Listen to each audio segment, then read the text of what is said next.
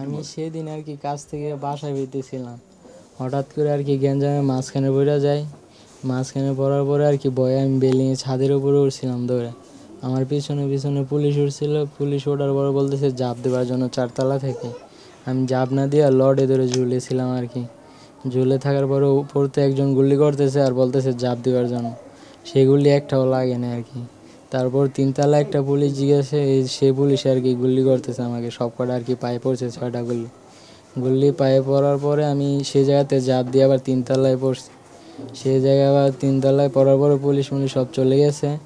তারপরে আমি সেই জায়গায় ছটফট করতেছি। 3 ঘন্টা পরে একজন ছাত্র আমাকে চিৎকার শুনতেছে আর কি। চিৎকার শোনার পরে ছাত্রদের 2টা ডাক্তার ডেকে আনছে ফেমাস হসপিটালে।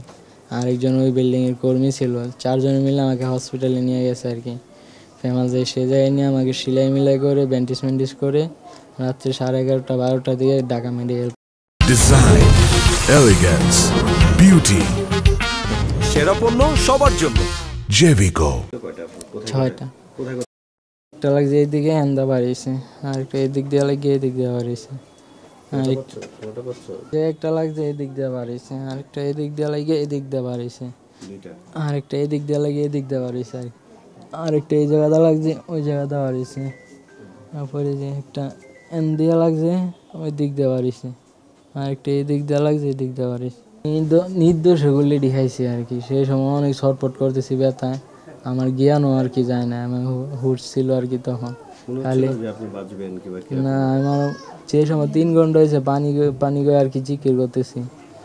তারপরে মনে হইলো কেউ আইতেছে না, আমার পানি পিপাসা লাগছে অনেক আর কি। তারপরে ভাবছিলাম যে আর 10-15 মিনিট থাকলে মনে হয় মারাই যাবো। যে সময় হসপিটাল নিতে যাচ্ছে আমার চোখ বদ্ধ হয়ে যাইতেছে। ডাক্তার চোখে থারবার দিয়ে বলতেছে খালি চোখ বদ্ধ করবা না, চোখ বদ্ধ করবা না। আমার চোখে খালি কিছু বলার টাইম দেয় না আর কি। খালি জাপ দিবার জন্য বলতেছে, খালি জাপ দিবা 4 তলা থেকে। কয় জাপ দে জাপ দে। 4 তলা থেকে নিচে লাফ দিতে? হ্যাঁ, নিচে লাফ দিয়ে এমনি মারা যেতাম আর কি। নিচে লট মট ইট বালু আর কি সব। আপনাকে সেই সময় কি মনে হচ্ছিল যে আপনি বেঁচে ফিরতে পারবেন, এরকম মনে হচ্ছিল? না, সেই সময় আমার মনে হইতেছিল আর কি আমি বেঁচে আর ফিরতে পারবো না, যে এতগুলা গুলি গেছি। আমার পা মাও লড়াইতে পারতেছিলাম না, সে জায়গায় রক্ত দিয়ে ভরে যাইতেছিল। আমার গায়ে একটা গেঞ্জি ছিল, খালি পায়ের তালখাটটা বাঁধছি, আর কিছু করতে পারতেছিলাম। এই সেই জায়গায় আর কি গড়াগড়ি খাইতেছে বিল্ডিংয়ের ভিতরে। মাথায় উপরেতে যিনি গুলি করতেছে উনি আমাকে গায়ে গুলি করার উদ্দেশ্য ছিল না, যে ভয় দেখায় আর কি নেচে ফালাই দিব, এরকম একটা সিদ্ধান্ত মনে ছিল তার আর কি। আর নেচের পুলিশটা যায় আর কি আমার পায়ে গুলি করছে সব কটা। নিচের পুলিশটা? হ্যাঁ, 3 তলায় যায়। তখন আপনি পড়ে গেছেন? তখন পড়ি না আর কি, আমি ঝুলন্ত অবস্থায় ছিলাম। তারপর পুলিশ সব চলে যাওয়ার পরে আমি 3 তলা কি পড়ছি জাপ দিয়ে 4 তলা থেকে ঝুলন্ত অবস্থা। বাবা মা কি অবস্থা? পরিবারে কে কে আছে? পরিবারে এখন আমরা 3 ভাই আছি, এক বোন আছে, আর বাবা আছে আর কি। মা মারা গেছে। বাবা আর এক ভাই দেশে থাকে, আমি, আমার এক ভাই, আমার ছোট বোন এই জায়গা থেকে। আমার ফুফুরা আছে। কি কাজ করেন? হোটেলে চাকরি করি। এখন কিভাবে চলবে আপনার দিন? এখন ইনশাল্লাহ আল্লাহ সেটা জানে আর কি কেমনে চালানে। আমার ভাই একা কাজ করতেছে শুধু আর কি, গার্মেন্টসে চাকরি করে আমার ভাই। বাবা দেশে অটো চালা। ডাক্তার কি ফরাজি আমার 2-3 বার গেছি, একবার পরীক্ষা করছি, আরেকবার এক্সরে করছিলাম।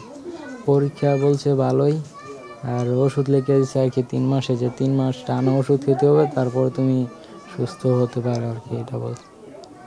যাদের তাদেরকে অর্ডার দিয়েছে তার বিচারও যায়, আর তারা গুলি করছে আমাদেরকে তাদের বিচারও আর কি চাই, যেন সঠিক বিচার হয় তাদের সবারই আর কি।